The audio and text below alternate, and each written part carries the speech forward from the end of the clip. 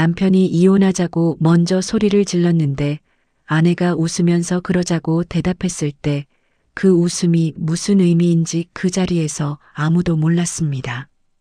강복순이 태어나서 처음으로 아버지 강춘복의 재산 규모를 정확하게 알게 된 건 아버지가 돌아가신 지 49일이 지난 뒤였습니다. 유언장이 공개되는 날 자리에 있던 변호사가 낭독하는 숫자를 들으면서 강복순은 처음에 잘못 들은 줄 알았습니다. 130억이라는 숫자가 귀에 들어오는데 심장이 두 박자쯤 늦게 뛰는 것 같았습니다. 부동산, 현금, 예금, 주식 전부 합산한 숫자였는데요. 강복순은 그 자리에서 아무 표정도 짓지 못했습니다. 강춘복 씨는 평생 작은 공장을 운영하면서 한 번도 돈 자랑을 한 적이 없는 사람이었습니다. 강복순이 자라면서 아버지가 부자라는 느낌을 받은 적이 없었습니다. 소박한 밥상에 낡은 옷을 입고 자가용도 없이 버스를 타고 다니는 아버지였습니다. 그런데 그 아버지가 평생 모아온 게 이 숫자였습니다. 유언장에는 한 가지가 더 있었습니다. 이 재산 전부를 딸 강복순에게만 상속한다는 내용이었고 사위 박두칠에게는 단 한 푼도 가지 않는다는 내용이 명시돼 있었습니다. 강복순은 그 문장을 들으면서 아버지가 생전에 박두칠을 어떻게 받는지를 그제야 알았습니다. 아버지는 아무 말도 안 했지만 이미 알고 있었던 겁니다. 강복순이 남편 박두칠과 결혼한 건 28살이었습니다. 박두칠은 그때 물류회사에 다니는 평범한 남자였습니다. 특별히 잘난 구석도 없었지만 그렇다고 나쁜 구석도 없어 보였습니다. 강복순의 친구들은 조금 더 잘 알아보고 결혼하라고 했는데 강복순은 이 사람이 성실한 사람이라고 믿었습니다. 결혼 후 박두칠은 택배기사로 일을 바꿨고 강복순은 집에서 살림을 했습니다. 넉넉하지 않았지만 그게 불행하다는 생각은 하지 않았습니다. 정도면 괜찮다고 서로 버텨가면서 살았습니다. 그런데 아버지 유산 이야기가 집에 전해지는 날부터 박두칠이 달라졌습니다. 처음엔 눈빛이었습니다. 강복순이 상속 금액을 말하는 날 박두칠의 눈이 갑자기 달라졌습니다. 뭔가를 계산하는 사람의 눈빛이었는데요. 강복순은 그 눈빛을 보는 순간 뭔가 이상하다는 느낌을 받았습니다. 하지만 설마 했습니다. 일주일도 안 돼서 박두칠이 말했습니다. 나 일 그만둘게. 강복순은 그 말이 귀에 들어오는데 순간 멍해졌습니다. 왜냐고 물었더니 박두칠이 당연하다는 듯 말했습니다. 이제 당신 돈 있잖아. 내가 굳이 택배 돌려야 해? 강복순은 그 말 앞에서 뭔가를 느꼈습니다. 이 사람이 이런 사람이었나 하는 느낌이요. 하지만 아직은 말리지 않았습니다. 남편이니까 이해해보려 했습니다. 박두칠이 일을 그만두자 시어머니 홍말순이 움직이기 시작했습니다. 홍말순은 그동안 강복순을 그리 살갑게 대한 편이 아니었습니다. 명절에 와도 며느리가 만든 음식에 뭐가 빠졌네, 무슨 맛이 없네 하면서 트집을 잡는 사람이었습니다. 그런데 유산 소식이 알려진 뒤로 홍말순의 태도가 갑자기 달라졌습니다. 전화를 먼저 하고 복순아 밥은 먹었냐, 몸은 괜찮냐 하면서 살갑게 굴기 시작했습니다. 강복순은 그 변화가 반갑지 않았습니다. 오히려 불편했습니다. 그리고 예상대로 얼마 지나지 않아 홍말순이 본심을 드러냈습니다. 복순아, 우리 지금 사는 집이 너무 낡아서 힘들어 전세로 옮기면 안 되겠냐? 강복순은 그 말을 들으면서 아, 이게 시작이구나 싶었습니다. 전세 비용이 얼마냐고 물었더니 홍말순이 이미 알아봐뒀다는 듯 술술 말했습니다. 4억 5천이면 좋은데 들어갈 수 있더라. 거기서 끝이 아니었습니다. 전세 계약을 마친 지 한 달도 안 됐는데 홍말순이 또 연락을 했습니다. 복순아, 내가 나이가 드니까 추위를 많이 타더라고. 밍크 코트 하나 해주면 안 되겠냐? 가격이 얼마냐고 물었더니 홍말순이 아무렇지 않게 말했습니다. 350 정도 하던데. 강복수는 그 숫자를 들으면서 속에서 뭔가 끓어오르는 걸 느꼈습니다. 350만 원짜리 코트를 당연하다는 듯 요구하는 이 사람이 과연 자신을 며느리로 보는 건지 아니면 돈줄로 보는 건지 물음표가 머릿속에 가득 찼습니다. 강복순이 지불했습니다. 그리고 그 다음엔 시누이 박두순이 나왔습니다. 박두순은 강복순보다 4살 어린 시누이였는데요. 평소에도 오빠 박두칠 뒤에 딱 붙어서 옳게 강복순을 내려다보는 경향이 있는 사람이었습니다. 박두순이 어느 날 오빠 박두칠을 앞세워 말을 꺼냈습니다. 너 오빠, 나 외제차 갖고 싶어. 언니한테 한번 말해봐. 박두칠이 강복순에게 전달하는 방식이 가관이었습니다. 두순이가 차 하나 사달라는데 형제간에 그 정도도 못해줘? 강복순은 그 말을 듣고 웃음이 나왔는데요. 웃겨서 나온 웃음이 아니라 기가 막혀서 나온 웃음이었습니다. 외제차는 강복순의 돈으로 박두순의 손에 들어갔습니다. 그리고 박두순은 거기서 멈추지 않았습니다. 결혼 얘기가 나오면서 지창금 명목으로 요구한 게 더 있었습니다. 남자친구 아버지가 병원을 열 거라고 그 자리를 마련해달라는 거였습니다. 그리고 본인들이 살 아파트까지요. 강복수는 그 요구 목록을 받아들으면서 이게 현실인가 싶었습니다. 친정 아버지가 평생 모은 돈이 이렇게 쓰이는 게 맞는 건가 하는 생각이 들었습니다. 이 모든 것이 벌어지는 동안 강복순이 가장 힘들었던 건 돈이 나가는 게 아니었습니다. 박두칠이 변해버렸다는 사실이었습니다. 일을 그만두고 나서 박두칠은 낮에 나가서 어딜 가는지 연락도 없었고 강복순이 물어보면 친구들 만난다고만 했습니다. 집에 들어와서는 강복순한테 반말로 뭐라고 지시를 했고 강복순이 뭔가를 말하면 당신 요즘 왜 이래 하면서 면박을 줬습니다. 강복순은 그 태도를 보면서 이 사람이 원래 이런 사람이었는데 내가 몰랐던 건지 아니면 돈이 생기면서 달라진 건지 구분이 안 됐습니다. 강복순에게 박두칠의 외도 사실을 알려준 건 이재복이라는 사람이었습니다. 이재복은 박두칠이 친하게 지내는 사람들 중 하나였는데요. 어느 날 강복순에게 전화를 해서 조심스럽게 말했습니다. 형수님, 이 말을 해야 하나 말아야 하나 오래 고민했는데요. 두칠이 형이 요즘 여자가 생긴 것 같습니다. 강복순은 그 말을 전화기로 듣는 순간 가슴이 철렁했습니다. 이재복이 말을 이었습니다. 제가 며칠 전에 우연히 봤는데요. 형이 식당 앞에서 여자랑 같이 있는 걸 봤습니다. 근데 그 여자가 처음 보는 사람이었거든요. 형수님한테 말씀드리는 게 맞는 것 같아서요. 강복순은 전화를 끊고 한동안 아무것도 하지 못했습니다. 손에 들고 있던 수세미가 바닥에 떨어졌는데 그걸 줍지도 못하고 그냥 서 있었습니다. 머릿속이 하얘졌습니다. 시어머니 요구, 시누이 요구, 남편의 변화 그리고 이제 외도까지 이게 다 한꺼번에 쌓이면서 강복순은 그 자리에서 눈물이 났습니다. 울면서도 이상하게 마음 한켠이 차가워지는 게 느껴졌습니다. 강복순은 그날 친구 하나에게 전화를 했습니다. 평생 친하게 지낸 친구였는데요. 그 친구가 강복순의 얘기를 듣고 말했습니다. 복순아, 지금 당장 움직여야 해. 증거 챙기고 변호사 만나. 강복순은 그 말을 들으면서 자신이 해야 할 일이 뭔지 조금씩 윤곽이 잡혔습니다. 오현정 변호사를 찾아간 건 그로부터 사흘 후였습니다.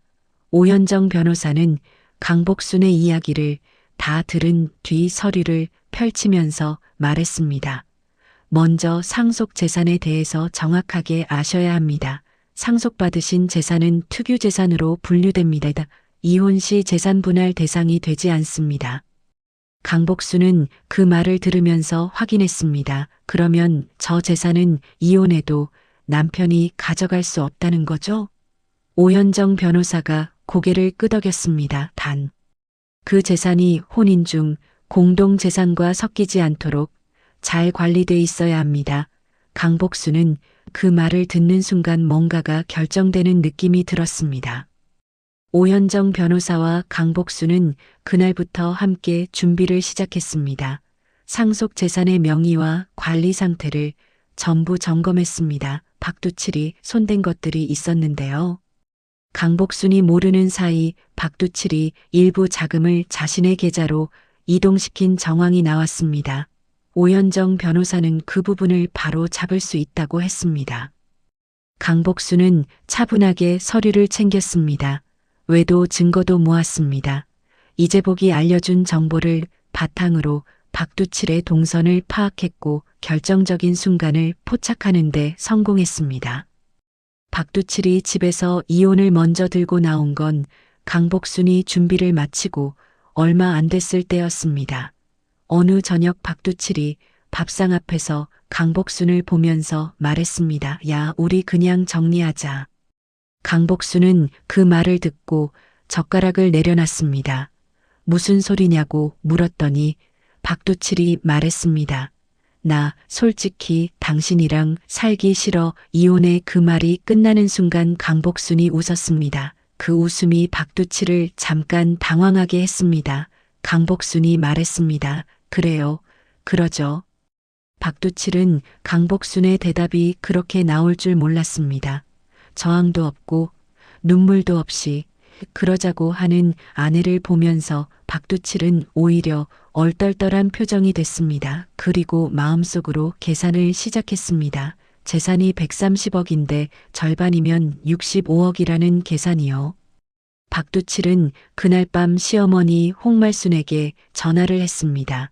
엄마 강복순이랑 이혼하기로 했어. 홍말순이 전화기 너머로 물었습니다. 재산은? 박두칠이 말했습니다. 절반은 내 거지 뭐.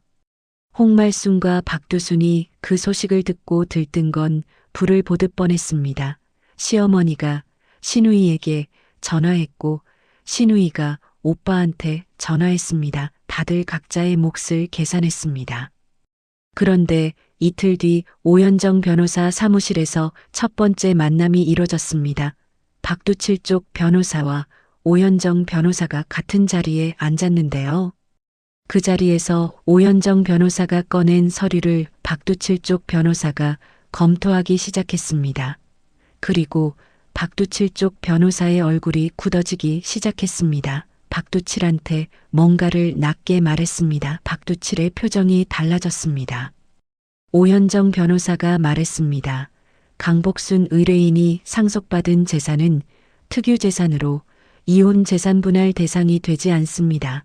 박두칠 씨가 분할받을 수 있는 재산은 혼인 기간 중 공동으로 형성된 재산에 한정됩니다. 박두칠은 그 말을 이해하는데 몇 초가 걸렸습니다. 그리고 이해가 되는 순간 얼굴이 하얘졌습니다. 공동으로 형성된 재산이 얼마냐고 물었더니 오현정 변호사가 서류를 넘기면서 말했습니다. 박두칠 씨가 일을 그만두기 전까지 택배기사로 번 수입과 강복순 의뢰인이 혼인 중 부업으로 번 수입을 합산하면 됩니다.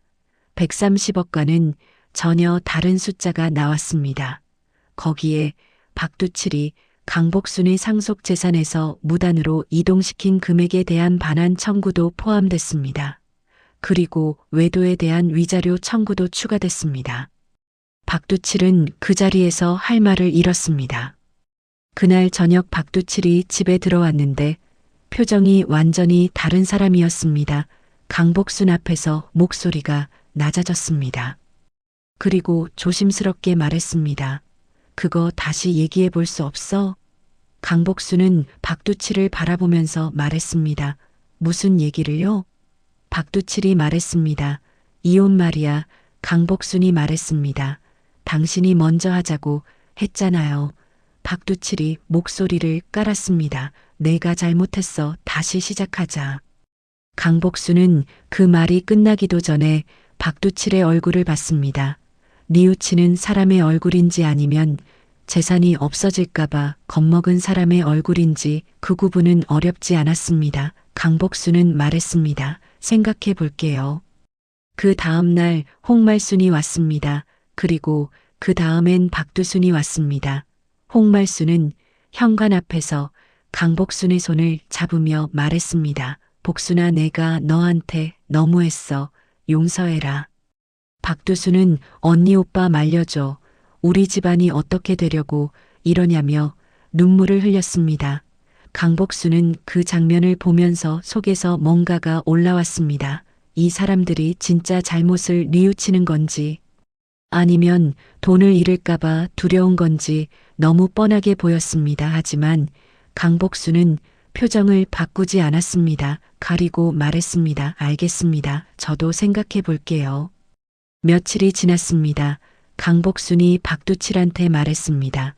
우리 한 번 더 생각해보는 시간을 가져봐요. 그 전에 어머니랑 두순이랑 다 같이 여행이라도 한번 다녀오는 게 어떨까요? 박두칠이 눈이 커졌습니다. 여행? 강복순이 말했습니다. 어머니도 힘드셨을 거고 두순이도 그랬을 거잖아요. 일본 온천 어때요? 제가 다 준비할게요. 박두칠은 그 말을 들으면서 강복순이 마음이 풀린 것 같다고 생각한 모양이었습니다. 환한 표정이 됐습니다. 홍말순도 박두순도 그 말을 전해 듣고 기뻐했습니다. 강복순이 용서한 거라고 생각했습니다. 강복순은 사흘짜리 일정으로 일본 온천 여행 티켓을 끊어줬습니다. 박두칠, 홍말순, 박두순 셋이서 가는 여정이었습니다. 셋이 공항으로 떠나는 날, 강복순은 현관 앞에서 웃으면서 배웅을 했습니다. 잘 다녀오세요. 박두칠이 공항에서 강복순에게 문자를 보냈습니다. 돌아오면 새로 시작하자. 강복순은 그 문자를 보고 핸드폰을 내려놨습니다. 그리고 이사업체에 전화를 했습니다. 그날 오후부터 강복순의 짐이 집 밖으로 나오기 시작했습니다. 오현정 변호사와 미리 준비해둔 절차에 따라 집 처분도 이미 진행 중이었습니다. 강복순이 살던 그 집은 강복순 명의였습니다. 처분할 권리가 강복순에게 있었습니다. 강복순은 짐을 빼면서 집 안을 한번 둘러봤습니다. 26년 가까이 살림을 했던 공간이었습니다. 그 공간이 낯설게 느껴졌습니다. 이미 자신의 집이 아닌 것처럼요. 이틀 뒤 박두칠 일행이 일본에서 돌아왔습니다. 공항에서 택시를 타고 집 앞에 내렸는데요. 현관 앞에서 박두칠이 열쇠를 꺼내 문을 열려다가 멈췄습니다. 자물쇠가 바뀌어 있었습니다. 박두칠이 강복순에게 전화를 했습니다. 강복순이 받았습니다. 박두칠이 말했습니다. 야, 여기 문이 왜 안 열려? 강복순이 말했습니다. 집 팔았어요. 박두칠이 한동안 말이 없었습니다. 뭐라고? 강복순이 다시 말했습니다. 집 팔았다고요. 박두칠의 목소리가 올라갔습니다. 야, 이게 무슨 짓이야? 강복순이 말했습니다. 두칠 씨, 당신이 이혼하자고 했잖아요. 그래서 제가 준비했어요. 박두칠이 소리를 질렀습니다. 야, 그게 말이야, 막말이야? 내가 언제 진심으로 그랬어? 강복순은 그 소리를 들으면서 26년 동안 한 번도 하지 않았던 말을 했습니다. 두칠 씨, 당신 진심이 뭔지 저 이제 알아요. 처음부터 다 알고 있었어요. 당신이 내 재산 때문에 마음이 바뀐 거, 어머니가 탐욕스러워진 거, 두순이가 뻔뻔하게 요구한 거 다 봤어요. 그 사람들 다 데리고 어디든 가세요. 저는 이제 제 길 갑니다. 전화를 끊었습니다. 박두칠은 그 자리에서 홍말순과 박두순 앞에 서서 할 말을 잃었습니다. 홍말순이 며느리한테 이게 무슨 짓이냐고 소리를 질렀는데 들을 사람이 없었습니다. 박두순이 오빠 어떻게 할 거야 하며 울었는데 오빠도 답이 없었습니다. 셋은 집 앞에 캐리어를 놓고 서서 빈 현관문을 바라봤습니다. 오현정 변호사가 진행한 이혼 소송 결과가 나왔습니다. 상속 재산은 강복순이 전부 지켰습니다. 박두칠이 무단으로 이동시킨 금액은 반환 판결이 났습니다. 외도에 대한 위자료도 박두칠이 강복순에게 지불해야 하는 것으로 결정됐습니다. 박두칠은 택배 기사로 일하던 시절에 모아둔 것들과 혼인 중 공동 재산에서 나오는 자신의 몸만 챙겼습니다. 그 금액은 130억과는 비교도 안 되는 숫자였습니다. 강복수는 이혼 판결문을 받는 날 오현정 변호사 앞에서 오랫동안 말이 없었습니다. 오현정 변호사가 물었습니다. 어떠세요? 강복순이 잠깐 생각하다가 말했습니다. 아버지한테 미안해요. 아버지가 평생 모은 건데. 그게 저한테 들어오는 순간 이 난리가 났으니까요. 오현정 변호사가 말했습니다. 아버님이 유언장에 사위한테는 한 푼도 안 간다고 명시한 건 이 상황을 이미 예상하셨기 때문이 아닐까요? 강복수는 그 말을 듣고 눈물이 났습니다. 눈물이 소리 없이 흘렸습니다. 아버지는 알고 있었던 겁니다. 딸이 그 돈 때문에 상처받을 수 있다는 것을요. 그래서 미리 막아놓은 거였습니다. 강복수는 그 생각을 하면서 아버지가 더 보고 싶었습니다. 강복수는 지금 혼자 살고 있습니다. 조용한 동네의 작은 집에서 아버지가 물려준 재산을 잘 관리하면서 살아가고 있습니다. 아침에 일어나면 자신이 원하는 시간에 밥을 먹고 원하는 곳에 가고 원하는 사람을 만납니다. 처음 몇 달은 이상하게 허전했습니다. 아무도 없는 집이 낯설었습니다. 그런데 시간이 지나면서 그 조용함이 나쁘지 않았습니다. 오히려 자신이 얼마나 오래 자신의 삶을 살지 못했는지를 그때야 느꼈습니다. 이 이야기를 듣고 계신 분들 중에 비슷한 상황에 계신 분이 있을 겁니다. 내 것이 생기는 순간 달라지는 사람들 앞에서 어떻게 해야 할지 모르셨던 분들도 계실 겁니다. 강복순이 마지막에 한 말이 있습니다. 저는 제 재산을 지킨 게 아니에요. 아버지가 저를 지켜주신 거예요. 저는 그걸 무너뜨리지 않은 것뿐이에요. 그 말 안에 이 이야기에 전부가 담겨 있습니다. 욕심이 앞선 사람은 결국 자기가 쌓아 올린 것들부터 잃게 됩니다. 박두칠이 잃은 것들이 그 증거입니다. 그리고 강복순이 지켜낸 것들도요.